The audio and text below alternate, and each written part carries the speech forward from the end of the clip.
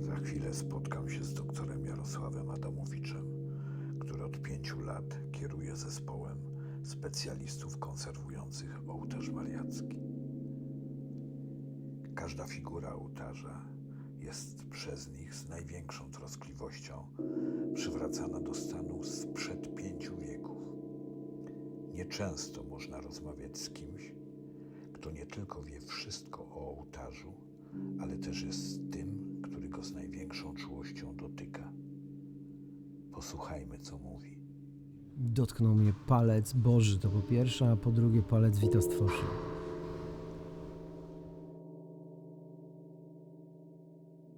Od tego zaczęliśmy naszą rozmowę. No, trudno sobie wyobrazić, żeby konserwator dzieł sztuki kształcony w Krakowskiej Akademii Sztuk Pięknych mógł mieć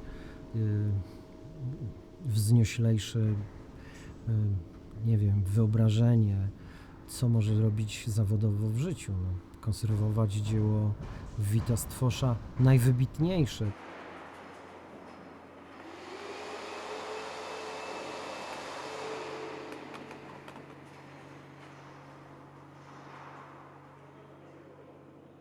Jako społeczeństwo, jako naród, jako współcześni mieszkańcy Polski i Europy, bez wątpienia jesteśmy szczęściarzami, dlatego że mamy do czynienia z dziełem końca XV wieku, czyli dojrzałego średniowiecza lub końcowej fazy średniowiecza, i mamy do czynienia tutaj w Bazylice Mariackiej z największym retabulum ołtarzowym tamtych czasów, które do dnia dzisiejszego znajduje się w miejscu jego pierwotnego przeznaczenia. To jest w pewnym sensie fenomen, dlatego że większość z dzieł tamtego okresu, albo bardzo znaczna ich część, została w wielu przypadkach utracona, a z drugiej strony wiele dzieł zostało przeniesionych do innych obiektów sakralnych. No, zakusy w wiekach XVII-XVIII względem retabulum Witastwosza były też rozliczne. Dzięki Bogu udało się uchować go w tej formie do dnia dzisiejszego. No i bez wątpienia jest to w pewnym sensie fenomen.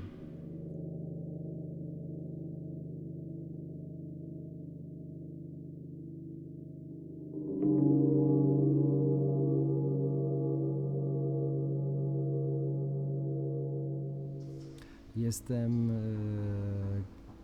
szefem, jestem kierownikiem prac badawczych i konserwatorskich. Prowadzimy program badawczo-konserwatorski Retabulum od ostatnich 5 lat. Rozpoczęliśmy w 2015 roku późną jesienią, mamy wczesną jesień 2020 i w dalszym ciągu pracujemy. A tak naprawdę przygotowania do prac związanych z ołtarzem Witastwosza trwały już wcześniej, dlatego że w roku 2012 i 2013 robiliśmy pełny skan 3D, w związku z tym gromadzimy materiały rzeczywiście na poziomie XXI wieku, pod względem merytorycznym, badawczym, analitycznym, naprawdę na poziomie światowym.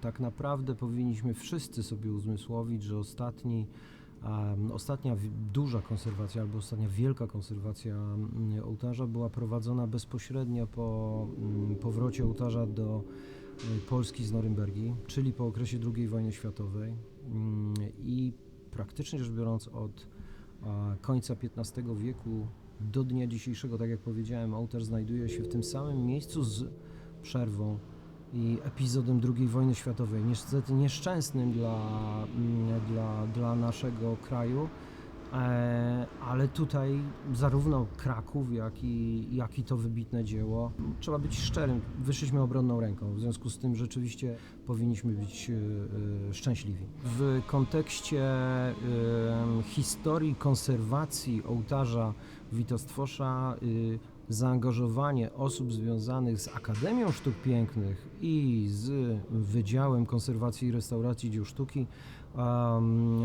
to rzeczywiście pakiet wyjątkowych osobowości, sięgając od samego twórcy naszej uczelni, czyli Jana Matejki, który również brał udział w konserwacji ołtarza w latach 60. XIX wieku poprzez wybitnych znawców i specjalistów z zakresu ochrony zabytków przełomu XIX i XX wieku, jak Władysław Uszkiewicz, jak Szydłowski.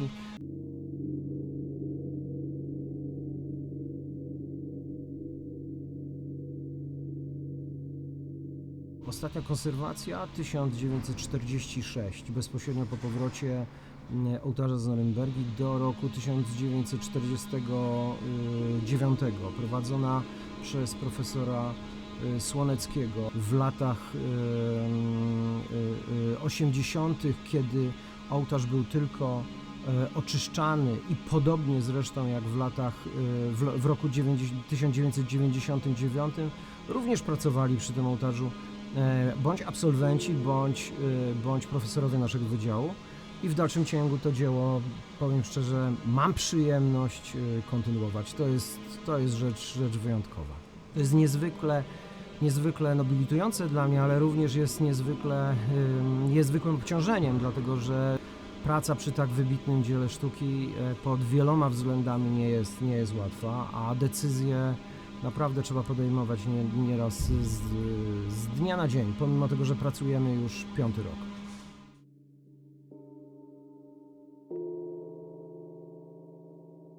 Miałem okazję być przy ołtarzu w roku 1999, wtedy kiedy oczyszczał ołtarz profesor Marian Paciorek. Zresztą miałem przyjemność z profesorem Paciorkiem przy kilku obiektach pracować. Później należałem do grona ekspertów, którzy zostali powołani przez Społeczny Komitet Odnowy Zabytków Krakowa z czołową postacią ostatnich dekad polskiej konserwacji, krakowskiej konserwacji, z profesorem Władysławem Zalewskim i kilkoma innymi wybitnymi profesorami, jak profesor Grażyna Korpal, jak profesor Ireneusz Puska. W roku 2011 ocenialiśmy stan zachowania, zapraszając do tego przedsięwzięcia rozliczne grono ekspertów wielu dziedzin, dlatego że współczesna konserwacja właśnie charakteryzuje się interdyscyplinarnością, czyli sięganiem do wszystkich możliwych źródeł i możliwości badawczych współczesnego świata nauki i z obszaru zarówno humanistyki, jak i nauk ścisłych.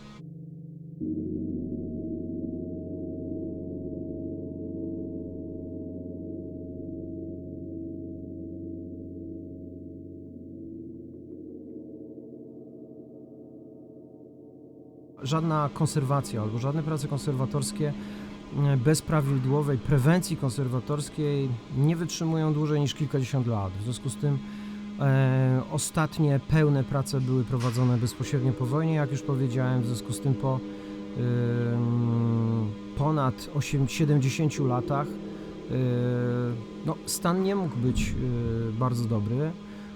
Przy czym dla przeciętnego wchodzącego widza do Bazyliki Mariackiej, do prezbiterium, przy całej euforii dzieł, które nas otaczają, przy ilościach setek elementów, które składają się na rzecz tego retabulum, on zawsze robi piorunujące wrażenie, bez względu na to, w jakim stanie jest. Natomiast my jako konserwatorzy dzieł sztuki mamy spojrzenie bardzo krytyczne i bardzo wybiórcze na poszczególne obszary, mankamenty i zagrożenia, które jakby nie patrzeć, zawsze będą towarzyszyć dziełom, a zwłaszcza dziełom eksponowanym nie w sterylnych warunkach muzealnych, a w warunkach ich pierwotnego przeznaczenia, tak jak tutaj jesteśmy w Bazylice.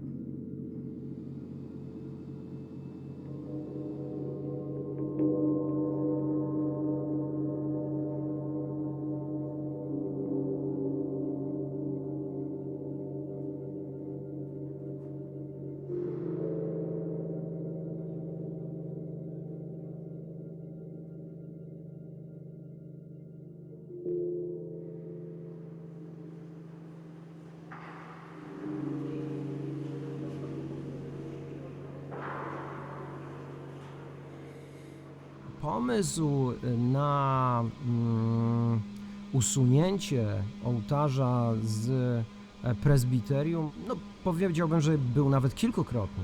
Była koncepcja wymiany średniowiecznego ołtarza na ołtarz barokowy. Po drugie, moment demontażu w 1939 roku, najpierw rzeź i płaskorzeźb, a potem przez nazistów niemieckich samej szafy ołtarzowej spowodował, że tego retabulum już tu nie mieliśmy. W tym czasie w tym czasie okresu II wojny światowej ołtarz był eksponowany, ponownie złożony w berlińskim muzeum. W związku z tym w tych warunkach muzealnych rzeczywiście w pewnym momencie się znalazł. I potem okres powojenny, dlatego że do roku 1956 ołtarz przebywał w warunkach muzealnych na Wzgórzu Wawelskim, w pracowniach konserwatorskich, i wtedy w latach końcowych 40. i początku 50. była zorganizowana również wielka wystawa poszczególnych elementów retabulum, bo to były wybrane elementy. W związku z tym gdzieś ta koncepcja powracała wielokrotnie, natomiast no, dla nas wszystkich największą wartością, zresztą każdego dzieła sztuki, jest to, żeby ono było eksponowane właśnie w miejscu, do którego zostało stworzone, do którego zostało zaprojektowane i które tak naprawdę powinno oddziaływać również poprzez swoją historię, poprzez kompilację dzieł dookoła nagromadzonych na współczesnych dzisiaj widzów. Pozbawiony ołtarz sakrum staje się dziełem sztuki, ma pan rację, jak najbardziej, ale na temat sakrum samego ołtarza niewątpliwego, nie chciałbym dyskutować.